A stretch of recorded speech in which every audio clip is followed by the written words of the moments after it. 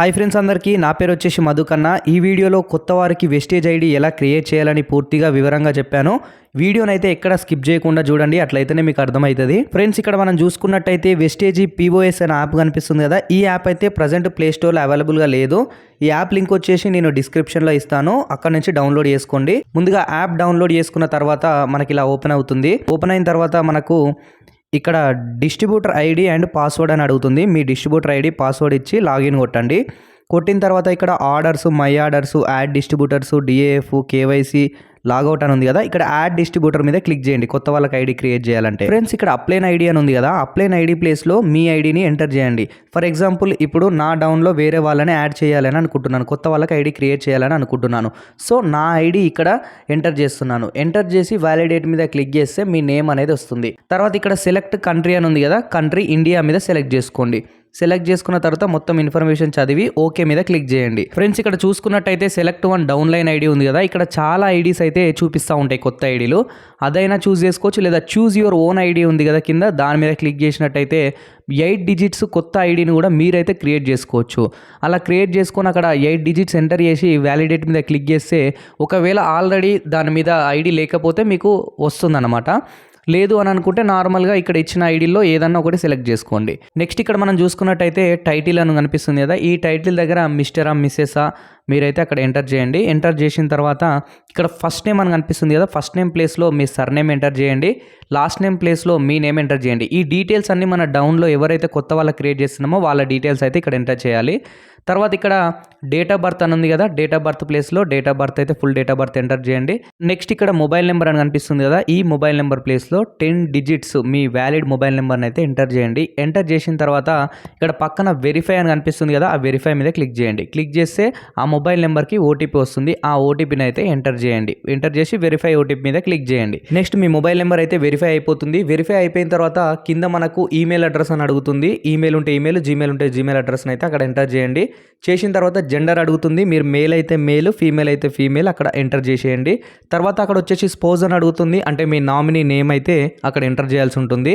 తర్వాత address 1, address 2 దగ్గర క్లారిటీగా మీ ఆధార్ కార్డులో ఉన్న అడ్రస్ని అయితే ఫుల్ అడ్రస్ని అయితే ఎంటర్ చేయండి. తర్వాత పోస్ట్ ఆఫీస్ పిన్ కోడ్ని ఎంటర్ చేసి గో మీద క్లిక్ చేసినట్టయితే మీకు డీటెయిల్స్ అనేటివి అయితే వస్తూ ఉంటాయి అన్నమాట.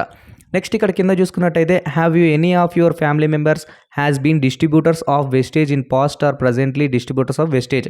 మీ దాంట్లో ఎవరైనా ఇంతకుముందు వెస్టేజ్ ఐడి తీసుకొని ఉన్నారా అని అంటే ఎవరు లేరు, మనమే ఫ్రెష్ కాబట్టి నో మీద క్లిక్ చేయండి.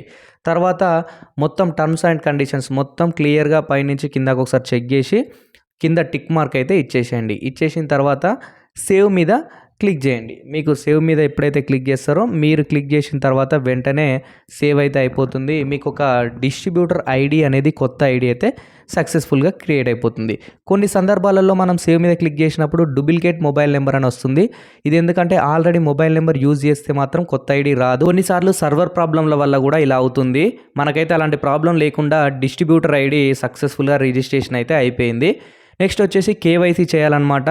మనకి ఇక్కడ డౌన్లైన్ ఐడి కొత్త ఐడి అయితే వచ్చేసింది కదా, ఆ ఐడి మీద పక్కన వ్యాలిడేట్ మీద క్లిక్ చేస్తే మనకు వాళ్ళ నేమ్ ఎవరైతే కొత్తగా మనమైతే క్రియేట్ చేసినామో వాళ్ళ నేమ్ అయితే వచ్చేస్తుంది. నెక్స్ట్ వచ్చేసి ఇక్కడ మనం ఒక డాక్యుమెంట్ అయితే సబ్మిట్ చేయాల్సి వస్తుంది, ఐడి ప్రూఫ్ని. అందులో Aadhaar card, voter ID, driving licence, ration card, passport, ఇందులో ఏదో ఒక డాక్యుమెంట్ని అయితే మీరు ఇక్కడ సబ్మిట్ చేయాల్సి వస్తుంది. నా దగ్గర అయితే ప్రజెంట్ ఆధార్ కార్డు ఉంది కాబట్టి వాళ్ళది, నా డౌన్లైన్ వాళ్ళది ఆధార్ కార్డు ఉంది కాబట్టి ఆధార్ కార్డు మీద క్లిక్ చేసి ఆధార్ కార్డు నెంబర్ అయితే కింద డాక్యుమెంట్ నెంబర్ని అయితే ఎంటర్ చేస్తున్నాను.